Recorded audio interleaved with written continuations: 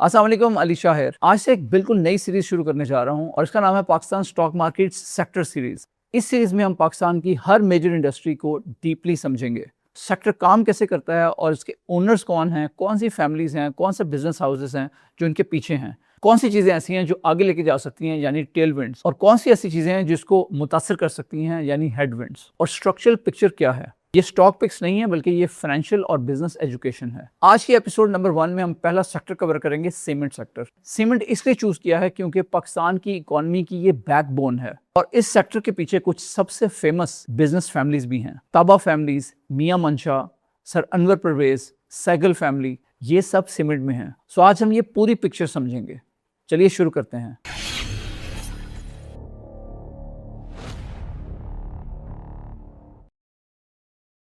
अगर आपको ये वीडियो अच्छी लगी तो इसे जरूर आपने लाइक करना है और मुझे कमेंट्स में बताना है कि ये सेक्टर सीरीज आपको कैसी लगी और क्या आप चाहते हैं कि मैं बाकी सेक्टर्स को भी इसी तरह कवर करूं। कमेंट में अपनी राय से जरूर आगाह कीजिएगा। मैं हूं अली शाह और ये चैनल है Ali Shah reinvent.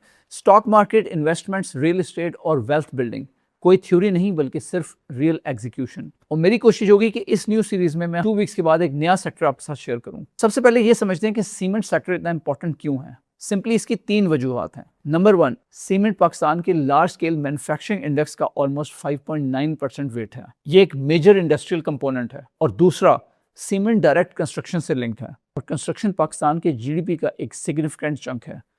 Real estate, infrastructure, housing. तीसरी बड़ी वजह, सीमेंट सेक्टर पाकिस्तान के एक्सपोर्ट में भी शामिल है और ये फॉरेन एक्सचेंज लाता है, डॉलर अर्नर है। इस सेक्टर को ट्रैक करने का मतलब पाकिस्तान की इकोनॉमी की हेल्थ को ट्रैक करना है। जब सीमेंट डिस्पैचेस बढ़ते हैं, कंस्ट्रक्शन बढ़ रही होती है। जब ये गिरते हैं तो ये स्लो डाउन का सिग्नल होता है। ये एक लीडिंग इंडिकेटर है। अब आता है सबसे इंटरेस्टिंग पार्ट, सीमेंट इंडस्ट्री के पीछे पाकिस्तान में कौन है। पाकिस्तान की इंस्टॉल्ड बेस 84.5 मिलियन टन है। पाकिस्तान स्टॉक एक्सचेंज पर ऑलमोस्ट सीमेंट की 16 लिस्टेड कंपनीज मौजूद हैं, लेकिन असली कहानी इन कंपनीज के पीछे जो बिजनेस हाउसेस हैं उनकी है। और मैं टॉप 6 ग्रुप्स को इस वीडियो में कवर करूंगा। ये एजुकेशनल कंटेंट है, कोई रैंकिंग नहीं है। Number 1, Yunus Brothers Group, founded 1962 as a fabric trading house, जिन्होंने 1962 में as a fabric trading house काम शुरू किया था। इनकी सीमेंट कंपनी है लकी सीमेंट, जो स्टैब्लिश हुई 1993 में बाय मरहूम अब्दुल रज़ाक ताबा। पहला प्लांट पेजू लकी मरवत केपीके में लगा और इसके बाद कराची और नूरियाबाद में भी प्लांट लगाए गए। आज कैपेसिटी 15.3 मिलियन टन है। ग्रुप को इस वक्त मोहम्मद अली ताबा सीईओ के तौर पे लीड कर रहे हैं और मोहम्मद सुहेल ताबा इसके चेयरमैन हैं। ये ग्रुप सिर्फ सीमेंट में डील नहीं करता। लकी मोटर्स यानी पाकिस्तान में किया मोटर्स का पार्टनर, लकी कोर इंडस्ट्रीज जो फॉर्मरली आईसीआई पाकिस्तान थी, यूनस टेक्सटाइल मिल्स और लकी वन मॉल, पाकिस्तान का सबसे बड़ा शॉपिंग मॉल, ये सब इस ग्रुप के अंडर आते हैं। नंबर 2, ये बेस्ट वे ग्रुप है, founded by sir Anwar Pervez. Sir Anwar 1956 में पंजाब से यूके माइग्रेट हुए। 1976 में यूके में best way cash and carry बनाई। फिर 1995 में पाकिस्तान में सीमेंट बिजनेस स्टार्ट किया। बेस्ट वे सीमेंट का पहला प्लांट हत्तार में लगाया गया। 2015 में मार्च पाकिस्तान एक्वायर की, कैपेसिटी अराउंड 15 मिलियन टन। और सबसे इंटरेस्टिंग बात, ये ग्रुप यूबीएल बैंक का भी लार्जेस्ट शेयर होल्डर है।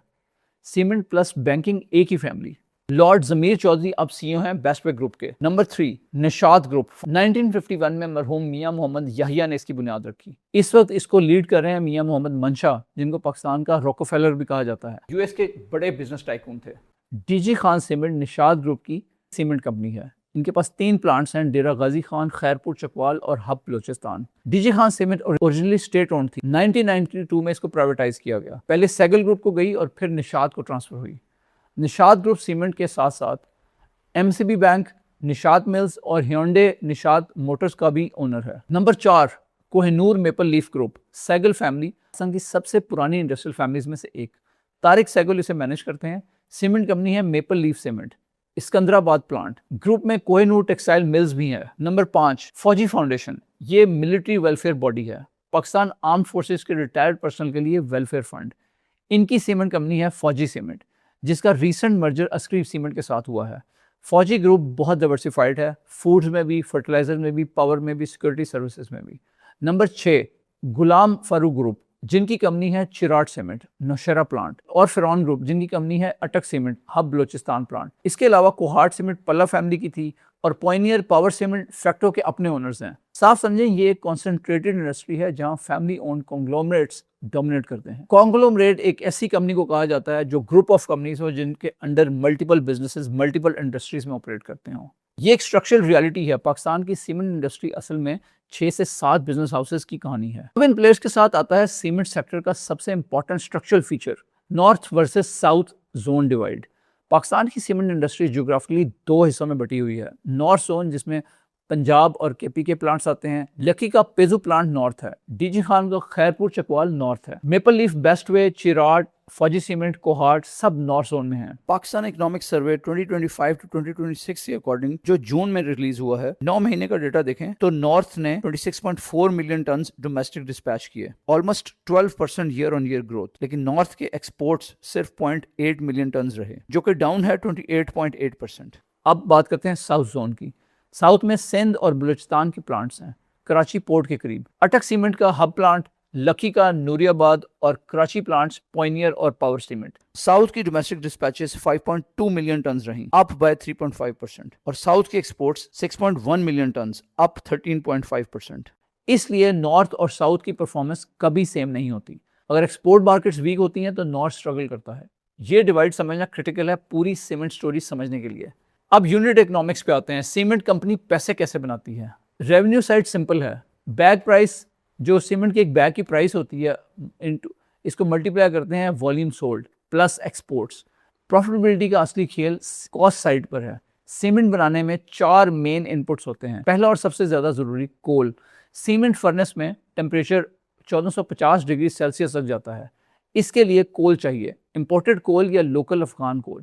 दूसरा इलेक्ट्रिसिटी, प्लांट चलाने के लिए कॉन्टिन्यूस पावर। तीसरा limestone, gypsum, clinker, raw materials. और चौथा पैकेजिंग, ट्रांसपोर्टेशन, लेबर। इंडस्ट्री का सबसे जरूरी मेट्रिक है कैपेसिटी यूटिलाइजेशन, यानी आप अपनी इंस्टॉल कैपेसिटी का कितना परसेंट एक्चुअली यूज कर रहे हैं। Higher utilisation, lower per ton fix cost, higher margins. इसलिए डिस्पैचेस इतने इंपॉर्टेंट हैं। ये वॉल्यूम का गेम है फिक्स कॉस्ट स्प्रेड करने के लिए। फाइनेंशियल ईयर 2026 में इंडस्ट्री यूटिलाइजेशन इंप्रूव हुई है, लेकिन अभी भी फुल पोटेंशियल पर नहीं पहुंची। पेंट अप डिमांड अभी अनलॉक होनी है। सीमेंट सेक्टर की 3 स्ट्रक्चरल टेलविंड्स हैं। Number 1, interest rate easing cycle. इस वक्त state bank of Pakistan policy rate 11.5% पर है। 24 मंथ्स पहले ये 22% पे था। इसका मतलब है कि हाफ हो गया है। लोअर रेट्स मतलब मॉर्गेज चीपर है, रियल एस्टेट डिमांड रिवाइव होती है, कंस्ट्रक्शन एक्टिविटी पिकअप करती है, सीमेंट डिमांड ग्रो करती है। ये एक स्ट्रक्चरल मल्टी ईयर टेलविंड है। नंबर 2, बजट फाइनेंशियल ईयर 2027 के construction friendly measures. Pakistan steel mills की 6,860 एकर्स लैंड को स्पेशल इकोनॉमिक जोन बना दिया गया। अपना घर स्कीम के लिए 71 बिलियन पाकिस्तानी रुपीस एलोकेट हुए हैं। कंस्ट्रक्शन सेक्टर में फाइलर्स के लिए विदहोल्डिंग टैक्स 50% रिड्यूस हुआ है। ML3 rail project, Reko Diq, C5 power project सब सीमेंट कंज्यूमर हैं। Tailwind number 3, pent up structural demand. Financial year 2023, financial year 2024 और 2025 में डोमेस्टिक डिस्पैचेस कंसेक्टिवली डिक्लाइन हुए हैं, -16%, -5%, -3%।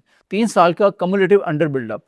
पाकिस्तान की पॉपुलेशन ग्रो होती रही है, यंग डेमोग्राफिक्स हैं, अर्बनाइजेशन है, फैमिली फॉर्मेशन है, हाउसिंग शॉर्टेज ग्रो हो रही है। ये डिमांड बैकलॉग एक दिन रिलीज होना है, लेकिन जिसकी डायरेक्शन है वो स्ट्रक्चरल है। अब बात करते हैं 3 स्ट्रक्चरल हेडविंड्स की, जो ऐसे चैलेंजेस हैं जिसको फेस करने पड़ सकते हैं। ऑनेस्ट एनालिसिस मतलब दोनों साइड्स देखना जरूरी है। हेडविंड्स यानी चैलेंजेस भी रियल हैं। Number 1, energy cost pressure. Coal prices volatile हैं, इंटरनेशनल मार्केट पर डिपेंड करती हैं। लोकल अफगान कोल चीप है, लेकिन सप्लाई कंस्ट्रेंट्स हैं। इलेक्ट्रिसिटी टैरिफ्स पाकिस्तान में दुनिया के सबसे महंगे जोन जैसे यूजर्स के लिए, ये मार्जिन्स पर डायरेक्ट प्रेशर डालते हैं। हेडविंड नंबर 2 की बात करें तो federal excise duty. Government of Pakistan ने सीमेंट पर FED ₹2 पर केजी से ₹4 पर केजी कर दिया है, यानी हर 50 किलोग्राम को जो बैग है उस पर 200 रुपए का federal excise duty plus provincial taxes. Total tax burden cement bag की फाइनल प्राइस का लार्ज चंक होता है। इंडस्ट्री बार बार ये डिमांड करती रही है कि FED को कम किया जाए, लेकिन इस साल के बजट में ये नहीं मिला। अगर तीसरे हेडविंड की बात करें तो वो है रीसेंट डिस्पैच डिक्लाइन। मई 2026 में इंडस्ट्री डिस्पैचेस 21% डाउन रहे ईयर ऑन ईयर, जो कि शार्प स्लो डाउन सिग्नल है। ईद हॉलीडेज और इसमें मौसम का भी फैक्टर आता है, लेकिन ट्रेंड मॉनिटर करना पड़ेगा। Budget tailwinds versus high tax budget, ये टेंशन स्ट्रक्चरल है। और अब हम बात करने जा रहे हैं सबसे इंपॉर्टेंट कॉन्सेप्ट की सीमेंट इंडस्ट्री के लिए। सीमेंट एक सिक्लिकल इंडस्ट्री है। सिक्लिकल का मतलब यह है कि जो इंडस्ट्री की परफॉर्मेंस है वो इकोनॉमिक साइकिल के साथ मूव करती है। इकोनॉमी अच्छी होगी तो कंस्ट्रक्शन बूम आएगी तो सीमेंट की डिमांड बढ़ेगी और बुल साइकिल होगा। इकोनॉमी अगर स्लो डाउन होगी, कंस्ट्रक्शन फ्रीज हो जाएगी, सीमेंट डिमांड भी वीक हो जाएगी और इसकी वजह से बियर साइकिल होगा। इसलिए सीमेंट कंपनी के एनालिसिस एक स्टैंड अलोन एक्सरसाइज नहीं होती। आपको मैक्रो इकोनॉमिक एनवायरनमेंट को भी रीड करना पड़ता है। इंटरेस्ट रेट्स कहाँ जा रहे हैं, रूपी क्या कर रहा है, कोल प्राइसेस क्या कर रही हैं, पीएसडीपी डेवलपमेंट स्पेंडिंग कितना रिलीज हो रहा है, रियल एस्टेट एक्टिविटी क्या है, ये सब सीमेंट सेक्टर का मूव्स ड्राइव करते हैं।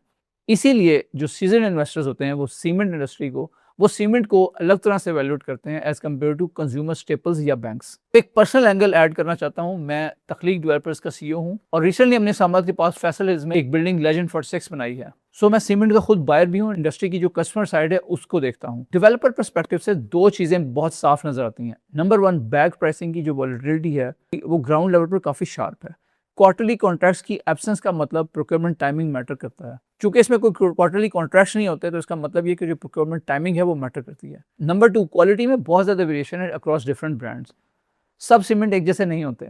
Cement strength, testing, setting time, finishes, ये सब एक्चुअल कंस्ट्रक्शन क्वालिटी डिटरमिन करते हैं। तो ये मेरी ऑब्जर्वेशंस हैं, स्टॉक पिक नहीं है। ये सिर्फ ये दिखाती हैं कि सीमेंट सेक्टर एक कमोडिटी नहीं है, इसमें डिफरेंशिएशन एग्जिस्ट करती है। आपको टॉप लाइन एनालिसिस से आगे देखना पड़ेगा। तो जो एजुकेटेड इन्वेस्टर है वो सीमेंट सेक्टर में क्या ट्रैक करे? 4 चीज़ें आपको ट्रैक करनी चाहिए। नंबर 1, APCMA के मंथली डिस्पैच नंबर्स, यह हमेशा महीने की पहली तारीख के आसपास रिलीज होते हैं। नंबर 2, इंटरनेशनल कोल प्राइसेस, न्यूकैसल बेंचमार्क या रिचर्ड्स बे कोल। तीसरा, PSDP releases, government development spending actual क्या है वर्सेस बजटेड। और नंबर 4, सीमेंट बैग की रिटेल प्राइस क्या है ग्राउंड लेवल पर। ये चारों इंडिकेटर सेक्टर की डायरेक्शन बताते हैं, किसी स्पेसिफिक स्टॉक के नहीं। अब एक बहुत ज़रूरी बात ट्रांसपेरेंसी के लिए कि मैंने इस वीडियो में कंपनीज के नाम लिए हैं। Lucky Cement, Bestway, DG Khan, Maple Leaf, Fauji, Cherat, अटक और कुछ फैमिलीज़ के नाम भी लिए हैं। सो ये मेरी तरफ से कोई स्टॉक रिकमेंडेशन नहीं थी इस कंपनी की, बल्कि मैं इस वीडियो के थ्रू आपसे इंडस्ट्री का स्ट्रक्चरल मैप शेयर करना चाह रहा हूँ। ये स्टॉक पिक बिल्कुल नहीं है। मैंने किसी भी कंपनी के बारे में कोई डायरेक्शनल व्यू नहीं दिया।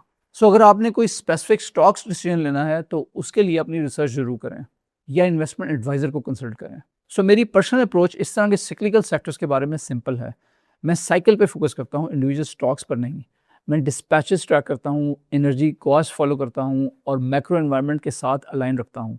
स्पेसिफिक कंपनी एक्सपोजर्स कैसे लेना है, कितना लेना है, ये डिसीजन हर इंसान के लिए अलग होता है। आपकी एज, आपका कैपिटल, रिस्क टॉलरेंस और पोर्टफोलियो मिक्स सब मैटर करता है। सो मैं उम्मीद करता हूँ आपको ये नया फॉर्मेट इस वीडियो में जो हमने सीरीज स्टार्ट की ये पसंद आया होगा।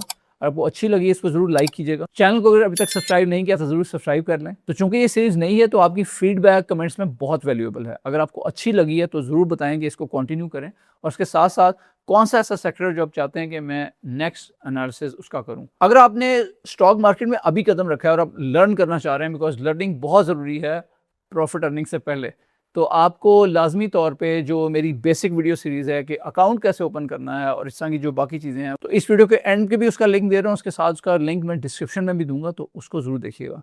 ये वीडियो रिकॉर्ड की लेजेंड 46 में जो तख्लीक डेवलपर्स की एक तख्लीक है। मिलते हैं नेक्स्ट वीडियो में। अल्लाह हाफिज़।